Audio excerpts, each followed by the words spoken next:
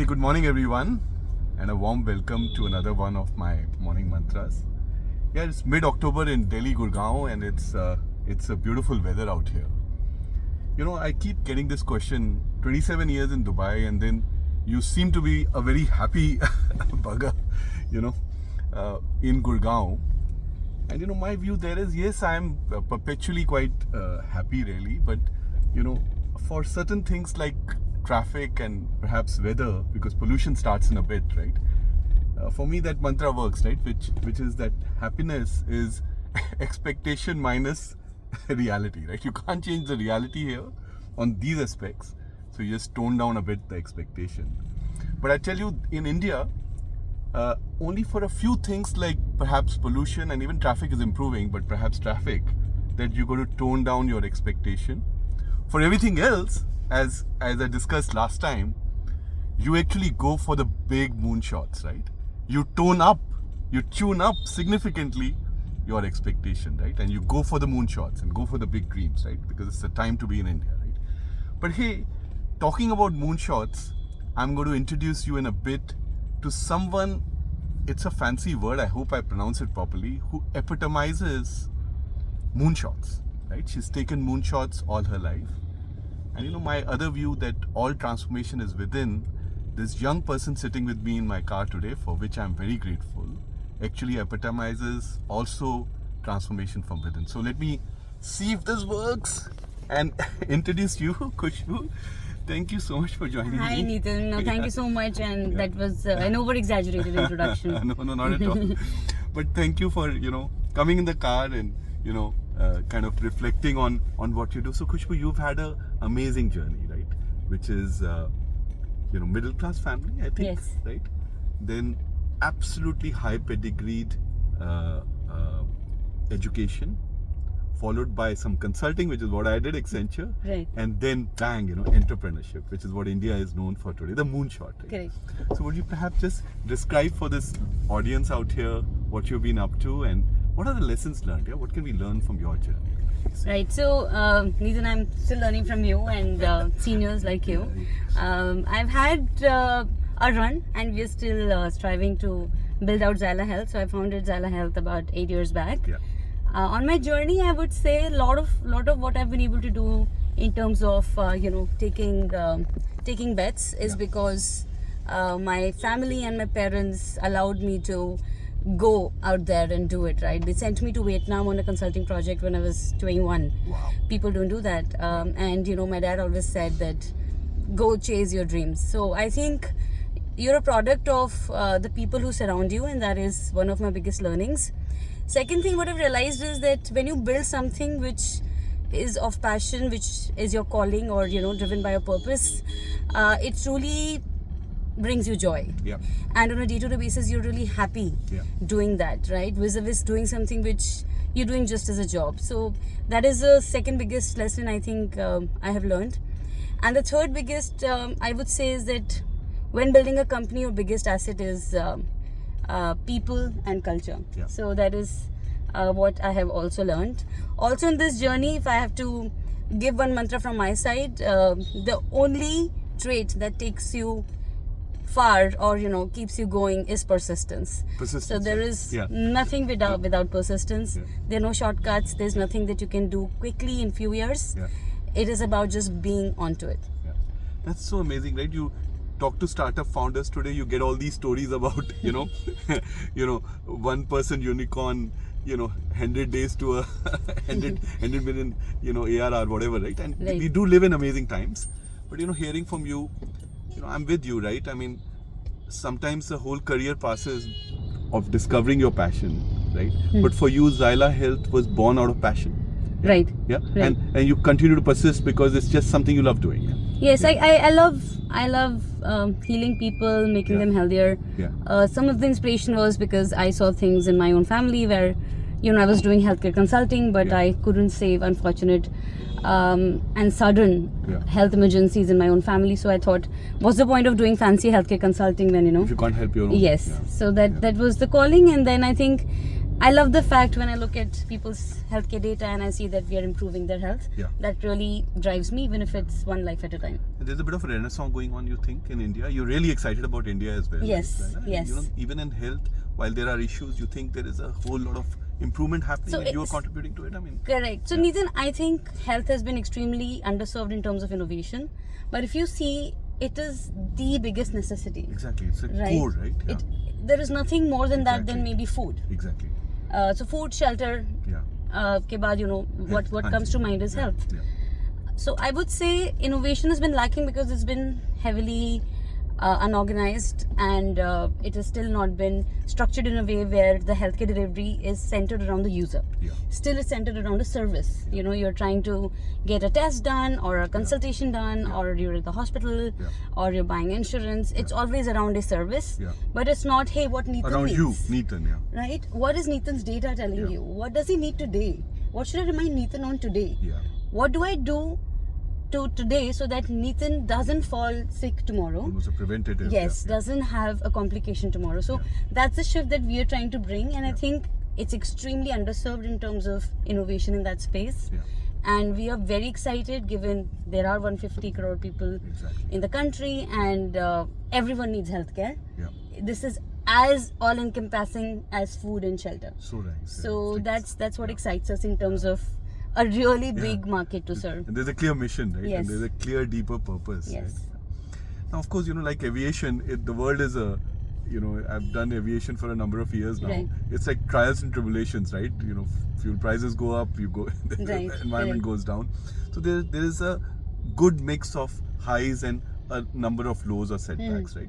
Startup journeys, in whatever little experience I've had with talking to people like yourselves, I've Yes. never done one myself, right? Is there are also such setbacks, right? But were there any, and how do you manage these, right? Because it's a real difficult. So bit, right? there are two types of setbacks, Yeah, Nitin. One yeah. is a macro setback, Yeah, which, you know, sort of offsets you or disappoints you for a longish time, and you Anji, yeah. settle it. And then there are micro setbacks every day when you're running a yeah, company. Every yeah, day. Yeah, is it? Yeah. Right? Yeah. So talking about macro setbacks, you know, sometimes your amazing people would leave. Yeah. It's rare at Xyla, thankfully, because we really build things on culture, Yeah. and people stay not for money. Yeah. But for the They culture. stay for the Yeah, culture, and yeah. they stay for the mission and Yeah. the role enhancement they get very often when they do well. But sometimes, you know, some of you good people may change cities, they may get something which excites them, Yeah. and that is something which, you know, because you build an army, Yeah. and you feel that, hey, we're doing this together. There's a cadence, there's Yes. a rhythm, you know. Yeah. And suddenly, you know, when Yeah. some of your good people would leave, it brings a setback. But what I've realized is that good cultures always find good people, Neetan. Yeah, that's amazing. And well said. it will always Yeah. find its status quo. Yeah. You will always be able to, you know, attract good talent as long as your soul is clean, your mission is Yeah. clean, Yeah. your culture is good. That's lovely, right? Good cultures attract and then retain Yes. good people. Yes. Right? Could I just Definitely. tweet that? 100%. Hashtag Khushbu. Yeah. Yes. No, yeah, and I think building a culture in enterprises is also the mission, really, right? Building that open culture of transparency, of getting everybody together. I mean, it's amazing that you are also focusing on something similar, right? Yeah, and you know, I mean, I study AI a lot, right? And I think we are in the age of AI. You and me met because we were on a panel. Yes, for AI. I'm glad that on AI. happened. Yeah, I'm so glad that happened as well, right? So I found another new startup friend. Yeah. So, you know, I mean, in medical area, in health, there is a huge change happening, right? I mean, genome, the cost of, you know, the genome and understanding them, and then proteins, which are the nature versus nurture, that they reflect you, right? Because Right. the genes are expressed through proteins. Protein Correct. folding, AlphaFold was the Nobel Prize winner, and then Absolutely. precision health, right? There's so much happening with tech and AI in health, and you are in the middle of health, and India is in the middle of a renaissance, right? How do you see AI in your business, and what would your advice be, right? We could get carried away as well. Right, How right. do you see it as a Yes. person running a business? I Yes. mean, So, Neetan, it is transformative for sure. Yeah. There is no denying it. There is no ignoring it. Okay. The world will, you know, is changing at a pace which human beings actually have not been able to fathom, and this is the first time it has happened. Yeah. Because when we talk about other ages like the agricultural era or the industrial era, Yeah. right? All of that took time. It was a natural evolution, but AI has been sudden. Yeah. Right, one day Rapid, suddenly we yeah. were exposed to ChatGPT and we were like, what just What is happened? this? Yeah. How is this so accurate Correct. and how is it Right. smarter than I am? Right. So there is no denying it. Yeah. In healthcare, there are very specific use cases. One Yeah. has to tread with caution, though. Yeah. What I mean is, there are very amazing use cases around reading structured data via AI Yeah. and then nudging a user in the right way, because humans can't do that possibly at scale. So Yeah. at Xyla today we handle 1 lakh plus lives any given month. So now 1 for lakh me, lives a month. yes. 1 lakh lives. That's beautiful. So for me to be able to nudge Yeah. 1 lakh people, saying that, hey, I'm reminding you on this is what you have to do, this test is pending, Yeah. the doctor will speak with you today, Yeah. and other things, is impossible through humans. Yeah. It's not viable, scalable, accurate, That's correct. right? So AI can, if data is structured, now again I'm emphasizing upon that, because without unstructured data, AI has no role to play. Yeah. So if data is structured in a very clean manner, which AI can understand, Yeah. and you feed it with your SOPs, what we call RAGs, right? Yeah, correct. With your structures of Correct. how to use that data, Yeah. AI can do wonders. I'll tell Yeah. you some use cases we have done at Xyla. We get about 10,000 different reports of users every month Yeah. through checkups and all of that. Yeah. Till date, because it's unstructured data in India, we had deployed a team of humans to Yeah. digitize it. To do it, And now AI is able to do it, right? Yeah. Because OCR was inaccurate in the Correct. past. Now you Correct. can layer LLM on top of OCR. Right. Secondly, if I spoke with Nitin today as a doctor, Yeah. the doctor has asked you to check your blood sugar tomorrow or your BP reading, I would send you a nudge on chat. But Nitin is busy. He doesn't check the app. He's uninstalled the app. Correct. He's not on WhatsApp. Now, a friendly AI agent can call you and say, hey Nitin, the doctor Correct. spoke with you. Correct. I'm his automated assistant. Correct. This is a gentle reminder to please measure BP. Were you able to measure it today? Right. You say, hey, yes, it was 120 by 80. Yeah. And the friendly agent says, great, I've recorded it in the back end, and the doctor would revert to you if there's Done. anything. Correct. Yeah. So that's a very low cost way of engaging a user through voice, Correct. because people are a little fatigued of notifications. Yeah. And if this is relevant as a voice nudge, It it can do wonders. Yeah. And then there are other use cases around how you identify risk, Yeah. right, in any user file and escalate it to a human being. Right. At no point, because you asked me about cautions, at no point should we make AI treat a patient, Right. is my very strong view, because it has not been established, medical regulations don't allow it. Right, right. So at Xyla, anything which we identify through AI is always escalated to a doctor or a human Right. to take action. No, yeah, it's just your vocabulary itself shows me that you're so passionate, right? So we talk about, I would have spoken about 1 lakh customer. Yeah, you speak very, naturally about 1 lakh lives. That's what you're impacting, right? You're Yes, impacting because lives, we're right? B2B now, Nitin, so Yeah. it's easier to scale. Yeah, yeah. Earlier we were direct to consumer. Yeah. In India, 1 lakh users will not pay you to prevent a heart attack. We are all very optimistic as humans. We feel, hame nahi hoga, Anji, yeah.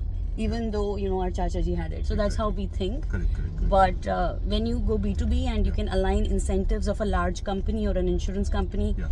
to better outcomes of their end users, then you're able to scale this. No, fascinating. AI is transformational. There's no debate over it, but you are crafting your journey in a manner, right, that it has the most benefit. Yes. And obviously in a field like health, it has to be cautious as well, and taking Correct. the right steps, right. Then finally, maybe one question. You're now scaling Xyla. Right? Mhm. Yeah. Yes. By the way, how did Xyla come up? As a name. Huh? So when in 2016 I was planning that this is my calling, I want to do this. Yeah. I wanted to start a healthcare company which is not transactional, rather a confidant who takes care of you, walks with you Okay. on the path of recovery. Okay.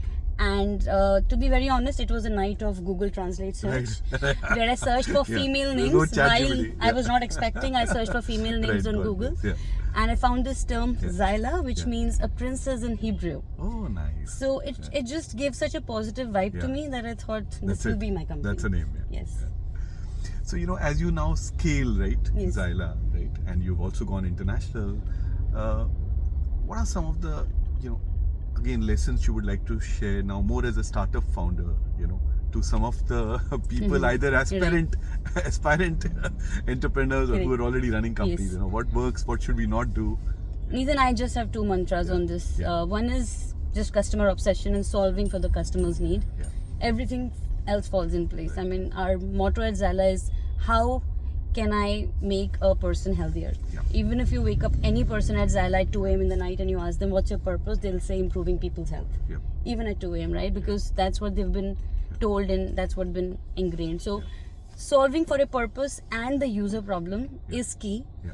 Only that makes it valuable, right? Because unless you create value, there is no meaning to anything, right? Exactly, There are many other companies. It's a very crowded market in India. Yeah. Second, I would again emphasize that your people and your culture are the biggest critical, asset. right? Yeah. Not your clients, not your product, Yeah. not your technology. Your people and your culture Yeah. will be your number one asset as you scale the company. That's so lovely, right? Early morning, I mean, just before I head to office, I have this view that transformation starts from within. And as a company, the within is the culture and the people, right? I mean, that's what within in a company is. Within humans, it's you, right? I mean, all transformation begins with you. But listen, fantastic. Thank you so much. The startup hustle, I'm sure, is going on. These 15 minutes are very precious for you because... No, Neetan, it's more precious for you. Yeah. And I'm very glad I get to meet amazing people like you while I'm onto this journey. Yeah. That's one of the outstanding takeaways for me as an entrepreneur. But thank you for taking that flight, I think, to Bombay. Yes. Is it? Yes. And sitting on the panel so we could connect. Yes. But thank you for, for sharing some lovely wisdom from your perspective of running this amazing company called Xyla. My very best to you and thank you. Thank you so much, Neetan. Your Thank you. wishes mean a lot. Thank you. Thank you, everyone. Thank you. And till next time, bye-bye. Have a nice day.